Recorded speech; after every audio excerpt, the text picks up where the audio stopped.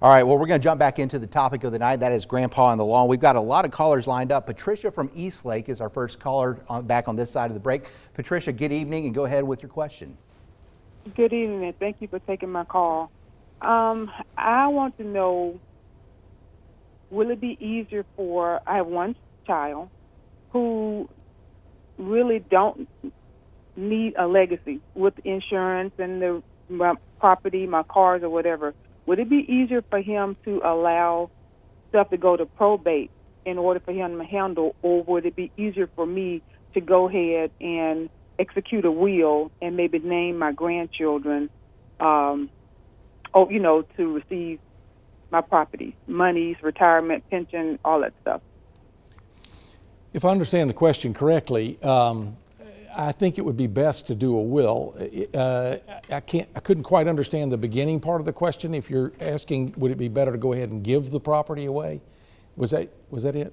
Would it be easier to just allow stuff to go to probate versus executing a will?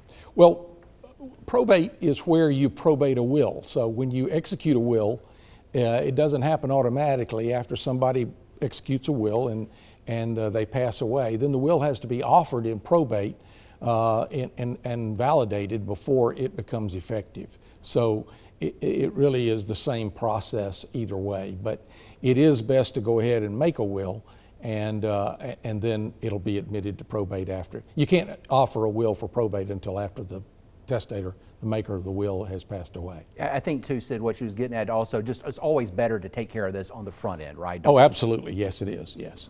Yeah, and just generally, I'm not asking you to go through the whole process, but when someone dies intestate, when they die without a will, right, what happens then to all the assets? Well, it depends. A lot of them sort of scatter, but right, one of the first things that has to happen is the person that does take charge of the assets, the person that administers the will, has to post a bond, and sometimes family members can't do that, and you wind up with a stranger.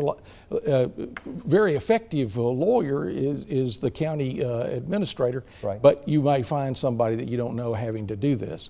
So it's much better to take care of this in advance in a will.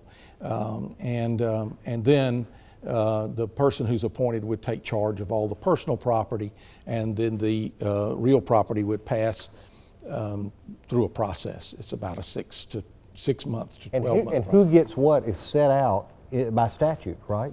Yeah. The statute makes a will for you if you don't make a will for yourself.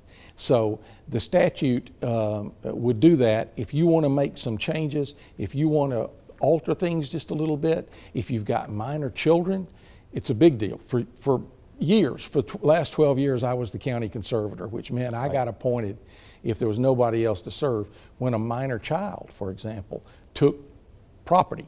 And as good as I am or was, you don't want me. You want that according to your dictates. So it's much better to do it in a will. Right.